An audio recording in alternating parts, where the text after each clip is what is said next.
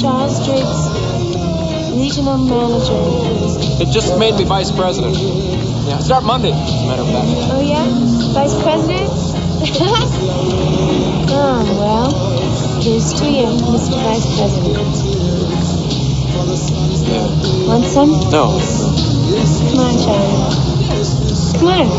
Okay. Jeff Daniels, a successful yuppie businessman, lets loose with the funky young woman Melanie Griffith in Something Wild, an adventure that starts out like a lark but winds up very dangerous. I'm Gene Siskel of the Chicago Tribune. And I'm Roger Ebert of the Chicago Sun-Times. Something Wild is like a daydream that turns into a bizarre nightmare. The movie opens with a man trying to walk out on his check in a restaurant, and that little streak of lawlessness intrigues the woman who follows him out onto the sidewalk, and she invites him into her car, and she looks pretty, and he says, gee, that's great, and that's when their wild ride begins, a ride that we saw the beginnings of in that first clip. This woman really is something wild.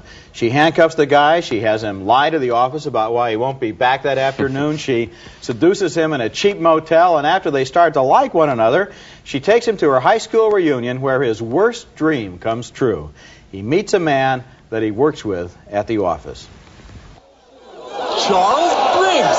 Ah, God! No, just let me do the talking. You don't know me. Larry! Driggs, what the hell are you doing here? I thought you never got out of the office, much less out to Pennsylvania. You remember my wife, Peggy? Do you remember Charles Driggs? You met him at the Christmas party last year? Yeah. Charles, congrats on that promotion. You know, you really deserve it. I always knew you were the kind of guy to go right to the top. Thanks, Larry. That's nice of you to say. I bet you say that to all the new VPs. Larry, this is Audrey. We've known each other. We're lovers. Well, only in the sense that, all human beings are lovers. Audrey Driggs? Well, I had to take his name for the baby's sake. You're having his child? I think it's his child. That's still Melanie Griffith, this time without her black wig. They meet somebody else at that reunion, the woman's husband and former partner in crime who's just gotten out of prison. And of course, he sees right through their marriage masquerade. Now, I know you two can't really be married. I haven't seen you in a long time, baby, but they would have sent me papers if you were divorcing me. So why don't you two lovebirds just tell me what is going on? Damn it! Hey, knock it off in there! You knock it off! Who are you talking to? Shut up! Just shut up! Stop it. I'll tell you, all right? He's just a guy. I picked him up on the street in New York. We pretended to be married for my mama's sake, and it just carried over to the reunion. The guy's got a real wife and 2 real children. Just a joke that got out of hand. But of course, the guy doesn't have a real wife and 2 real children, or at least he's not still married to them, because everybody in this movie is lying at some level or another. The whole movie is mostly about those 3 people: Jeff Daniels as the ordinary guy, Melanie Griffith as the wild woman, and a newcomer, Ray Liotta, as her tough husband. All very good performances. The movie begins as a comedy, but then it builds in suspense as the husband forces them both to come along with him on a violent crime spree. And actually, I thought that was the least interesting part of this movie, because the dynamics of the man-woman relationship at the beginning of the film was a lot more fun than the action at the end. The movie was directed by Jonathan Demme, who made the slice-of-life masterpiece Melvin and Howard, and I think he's best when he sticks to character and human comedy and doesn't go for just stereotyped action. But still, Something Wild is a wonderful offbeat movie that keeps bringing one surprise after another, and I liked it.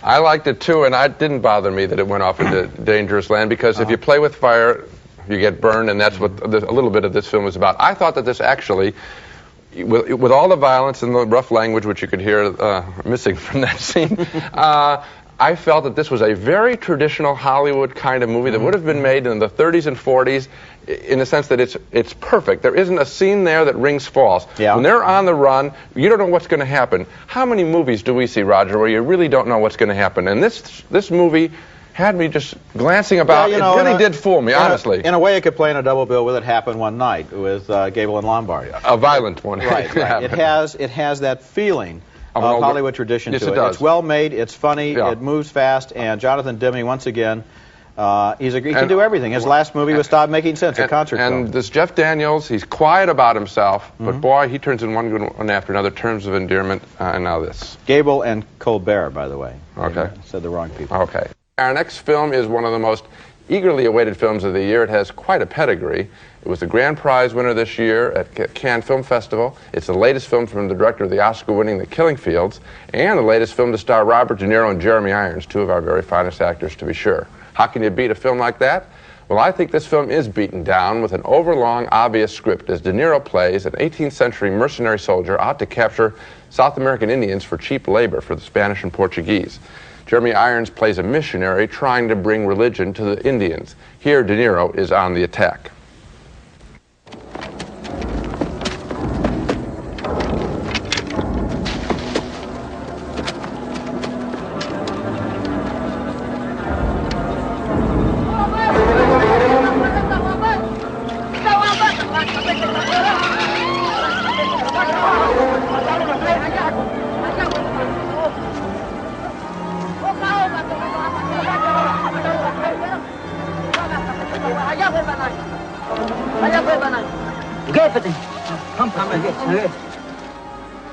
Who are you?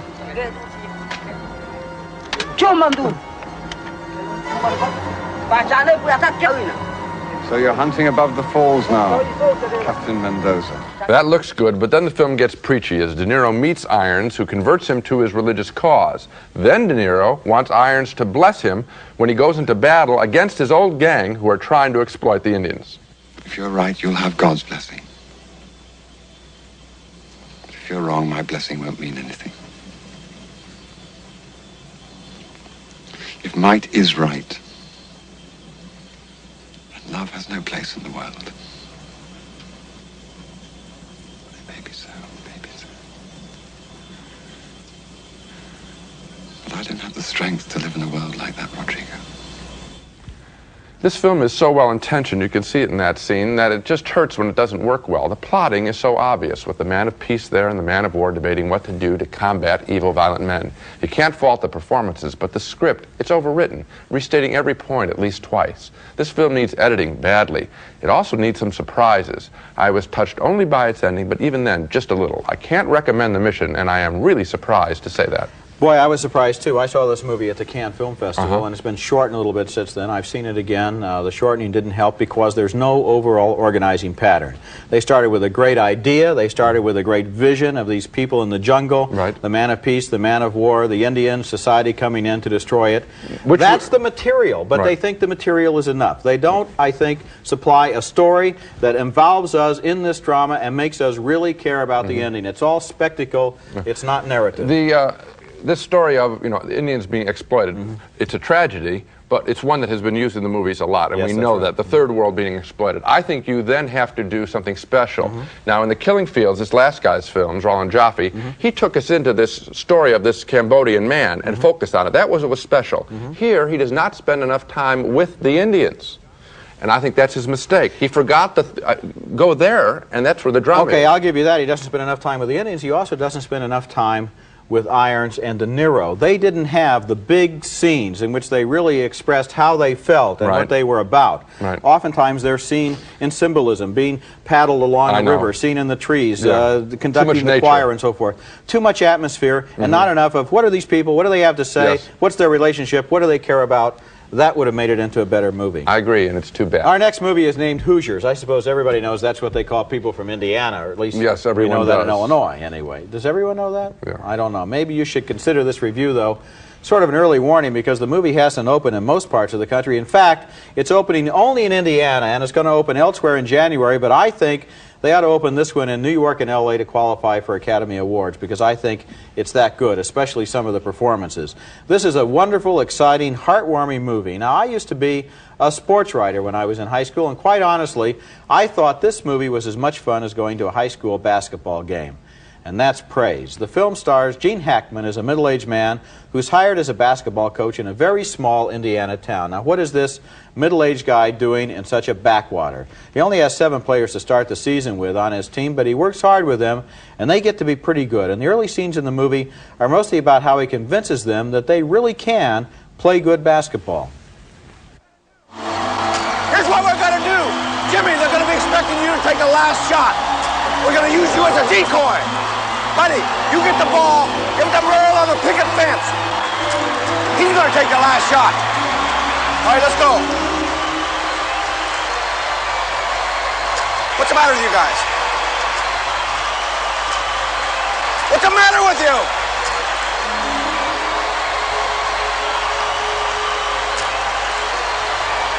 I'll make it. Hackman doesn't simply try to reform the team, he also takes on the challenge of the alcoholic father of one of the players who may be a drunk but knows his basketball. I want you to be my assistant. I want you to come to practices and sit on the bench with me during the games. Me? You want me? What do you say? Under the following conditions. That you clean yourself up and you shave and you show up at the games on time and the practices, and you wear a shirt and tie. Well, I got myself a suit right there. I got a wing dinger. I was married in that suit too. And that you're sober. That's Dennis Hopper in a fine supporting role there as the man who's given a second chance in life. And Barbara Hershey is also good in this movie as the high school teacher who is suspicious of Hackman. We find out that Hackman is getting a second chance too because he got thrown out of college basketball 10 years earlier for losing his temper and hitting one of his players. The second half of Hoosiers combines those human stories with the team's road to the state tournament. And although it was pretty easy to figure out who was going to win, I found those closing scenes amazingly exciting. I was reminded of another great Indiana movie about sports and people, a movie named Breaking Away. This is a real good movie with a great performance by Gene Hackman. Gee, and when you say Breaking Away, I think, which I love so much, I think I'm not reminded by Breaking Away because I hadn't seen anything quite like Breaking Away when I saw it, whereas I have seen movies similar to this. You talk about the sports ending, and I felt that that's where I was let down.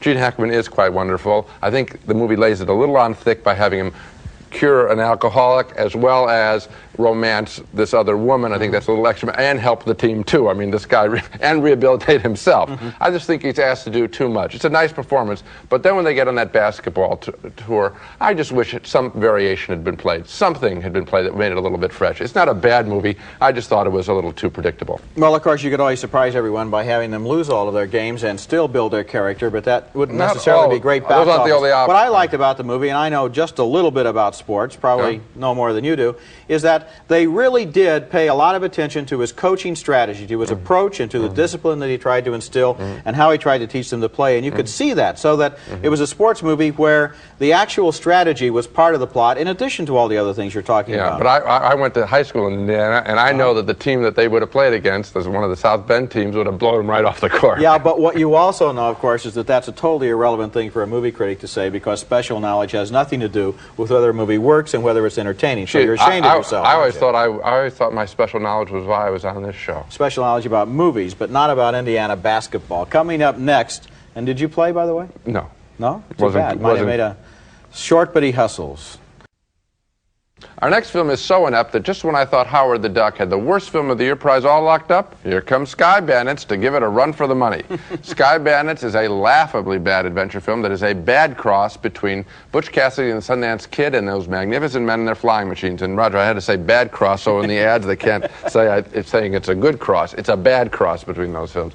It's about two young cowboy rascals, bank robbers actually, who are caught.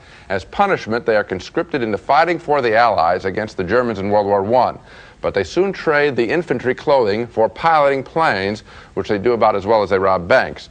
Want to see some bad special effects? Check out the obvious fake planes as they attack the German secret weapon, a giant dirigible.